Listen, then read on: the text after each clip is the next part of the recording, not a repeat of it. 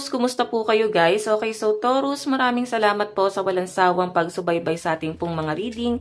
And paalala lang po na ang reading po natin ay general reading lamang. So maaari po kayo guys makarelate, maaari din naman pong hindi, kaya gawing gabay lamang, okay? So Taurus, tignan natin ano bang inyong gabay, kapalaran. Taurus, Sun, Moon, Rising, and Venus sign. Ayan, maganda pa rin na alam nyo ang inyong Sun, Moon, Rising, and Venus sign, no? Para sa iba pang guidance. Okay. Taurus, Sun, Moon, Rising, and Venus sign, gabay kapalaran ngayong April 2024. April 2024, Taurus, Sun, Moon, Rising, and Venus sign, gabay kapalaran ngayong April. Butterfly, relationship evolving to the next phase, healing the inner child growth. So, nakikita ko dito guys, palabas ka na. Palabas ka na doon sa mga masasakit na nangyari sa buhay mo. Nakikita ko na nagkakaroon ka ng healing. Okay? Nandun ka sa point na gusto mo na ng peace of mind. Lalo na sa relationship, may nakikita ko na parang babalik sa'yo, someone from the past, ngayong April. At parang marami siyang ipapangako sa inyo, Taurus. Okay? Ngayon kasi nag-heal ka na eh. Okay ka na. Matagal na siguro yung nangyari. Tapos magugulat ka bigla siya nagparamdam. Okay? Kasi matagal na siguro kayong hiwalay. Meron po tayong paradise, happiness, expansion, joy, playfulness, oneness, enjoying each other. Okay, so sa pinapakita sa akin dito, Taurus, nakakatuwa kasi maraming celebration na magaganap sa inyo ngayong April. Maaring maraming event or maaring puro gala. Mararamdaman mo na magkakaroon ka na unti-unti ng peace of mind. May nakita ako mga travel dito. Siguro magkakaroon ka rin ng mga bagong friend, circle of friends. Ayan. Tingnan po natin, meron tayong karmic relationship. So guys, sa pinapakita sa akin dito, kung ito sa relationship, no, nakikita ko nag-e-enjoy ka na. Ngayong April, no, magiging masaya ka na, mas nai-heal mo na yung inner child mo. Nandun ka sa point na nakaka-recover ka na totally, no. Tapos, may babalik sa'yo na someone from the past. Nakikita ko na karmic mo tong taong to. So, mararamdaman mo yan. Mari kasi ang dami yung struggle. Every time nakasama mo siya, parang feeling mo, puro kamalasan yung nangyayari sa buhay mo.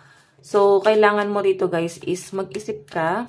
Pag-isipan mo mabuti kung tatanggapin mo pa ba sa buhay mo tong person na to. Kasi medyo conflict na eh. Okay? Maganda na yung nangyayari sa buhay mo. So, maging matalino ka na, no? Tingnan po natin ano pang ipapakita sa inyo. Taurus, Sun, Moon, Rising, and Venus sign. Gabay kapalaran. Taurus, Sun, Moon, Rising, and Venus sign. Gabay kapalaran po. Taurus. So guys, meron po tayong be humble. Meron tayong step up and lead. Ayan, yung iba sa inyo guys, medyo magpa-private life ka rin ngayong, parang buong buwan ng April. Iiwas ka siguro muna sa social media, alis ka muna sa toxic. Gusto mo na ng private life. Meron po tayong be real or pwedeng, kung may conflict dito kasi may conflict pa rin, siguro nandun ka sa point na ayaw mo nang madamay sa gulo na tong taong to kasi gusto mo na ng katahimikan dito. Okay? And nakikita ko na siguro paprangkahin mo na rin siya. Nandun ka sa point na para bang, nakikita niya kasi na parang madali kang paikutin. Okay? And mabagal ka magplano. Siguro kaya naiisip na tong person na to na madali kanyang mapaikot sa mga bagay-bagay. So, sinasabi dito guys, maging totoo ka sa sarili mo. Ayun, no? Maging totoo ka or yan na nga guys, gagawin mo na ngayong April, no? Paprangkahin mo na yung taong yan na hindi na tama yung ginagawa niya sa inyo. So, possible na ang kadil mo ngayong April 2024, Leo, Capricorn, and Aquarius. Tingnan pa natin pagdating sa love life mo. Okay. Love life po ni Taurus, Sun, Moon, Rising, and Venus sign. Taurus, Sun, Moon, Rising, and Venus sign.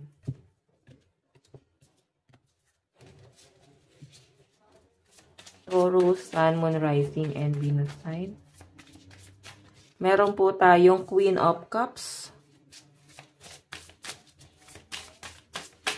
Meron po tayong Queen of Wands.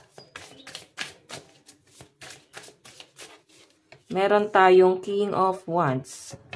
So, pagdating sa love life mo, nakikita ko rito guys, King of Wands si person, no? Nandun sa point na hoping talaga siya dun sa relationship. Gusto niya ng new beginning. Siguro marami siyang ipapangako sa inyo, pagbabago sa buhay niya. Ayan yung pinapakita sa akin dito. And Queen of Wands naman yung energy mo. Ang problema lang guys, pwedeng ikaw kasi na-involve ka sa third party. Nilagay ka niya sa third party. Ayan, at maaaring magkasama pa rin sila. Para bang hindi niya guys kayang iwanan to, pero hindi ka rin niya guys kayang bitawan. So, kung makita mo Queen of Cups yung energy mo, puro kapag papatawa dito, puro kapag papasensya. Binibigyan mo siya ng chance, pero guys, mukhang hindi na guys nag-work. So, siguro kailangan mo na dito ng expansion, no? Makakatulong din sa inyong mga kaibigan, pero syempre, piliin mo yung mga kaibigan mo na makakatulong sa'yo. Hindi yung para bang bad influence. Okay?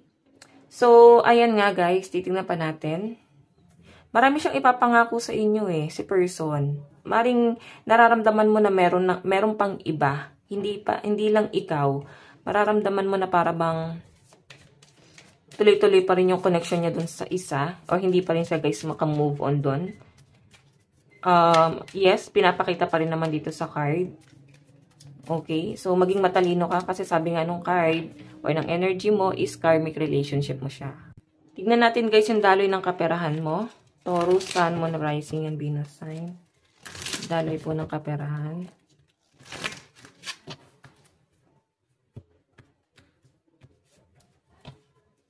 Daloy po ng kaperahan. Taurus, Sun, Moon, Rising, and Venus sign. Meron po tayong the High Priestess. Meron tayong the Empress. Meron tayong the Emperor. So, sa kaperahan mo, actually, kailangan mo daw magkaroon ng mga bagong idea. Okay? May mga, para bang marami kang aaralin dito, guys, sa pinapakita sa akin. Nakikita ko matalino ka naman, guys. And may mga taong sa inyo, nakaalalay or pwedeng nakaguide sa inyo, nakasupport sa inyo, or maraming tao ang pwedeng tumulong sa inyo, lalo na pagdating sa career mo. Pwede kang dumepende sa kanila kasi siguro, gusto nila guys ibalik yung mga tulong na ibinigay mo sa kanila. Okay? So, kumbaga yung utang na loob guys, hindi mo naman din guys sila inuobliga pero willing silang ibalik yung utang na loob na yun sa inyo. Okay? So, High Priestess. So, pagdating sa pera mo guys, kailangan mo dito is maging matalino ka pa. Nakikita ko yung pagiging mas madiskarte mo ngayong month ng April 2024. Napaka-independent ng energy mo guys. Marami kang diskarte. Yun yung pinapakita sa akin. Okay, tignan natin. Love advice. Love advice mo naman. Meron po tayong connection. Your connection is eternal and unbreakable. So, siguro kasi kasal kayo or pwedeng may anak kayo, mahirap na guys putulin to. Hindi na madaling putulin. Okay, tignan naman natin. Okay, ito pala, sorry. Advice, Taurus, meron po tayong gratitude, receiving blessing, thanksgiving. Kagaya ng sabi ko kanina guys, may mga taong handang nakasupport sa inyo. So marami ka pa rin guys blessing, no? So para bang blessing mo pa rin matatawag tong mga taong nakasupport sa inyo. And yes, marami kang magiging diskarte ngayong April. So nakakatuwa guys kasi ayan, mukhang uulanin ka ng magandang biyaya ngayong April 2024. Maraming opportunity din ang paparating sa inyo guys, okay? So guys, ito lang po ang inyong reading. Taurus, hanggang sa muli. God bless and love you all. Bye-bye po.